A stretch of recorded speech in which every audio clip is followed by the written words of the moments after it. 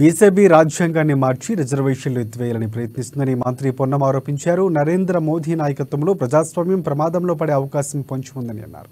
హుస్నాబాద్ పట్టణంలోని తిరుమల గార్డెన్లో కరీంనగర్ అభ్యర్థి వెలిచాల రాజేంద్రరావును బలపరుస్తూ నిర్వహించిన సిపిఐ సమావేశంలో మంత్రి పొన్నం పాల్గొన్నారు. బీజేపీ నేతలు పైకి శ్రీరామ్ శ్రీరామ్ అంటూ లోలోపల రిజర్వేషన్లకు రామ్ రామ్ చెప్పాలని చూస్తున్నారని మంత్రి పొన్నం విమర్శించారు.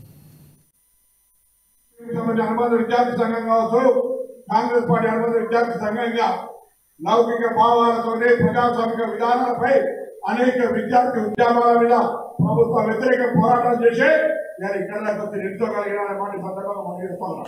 కాబట్టి ఏదైనా పొరపాటు అయితే తప్పకుండా తలవంటి క్షమాపణ చెప్తా. కానీ జీవితంలో సమయం 11 గంటలకు వస్తుందంటే 5 నిమిషాల ముందుంటే క్షమాపణ చెప్పకుండా ఉండాలనే విధంగా తపన పడేటువంటి ఒక ప్రయత్నం చేస్తూ ఒక్కొక్కసారి ఇబ్బంది అయినా ఆ విధంగా గమనం చేయడానికి ఒక ప్రయత్నం చేస్తా ఉన్నాను.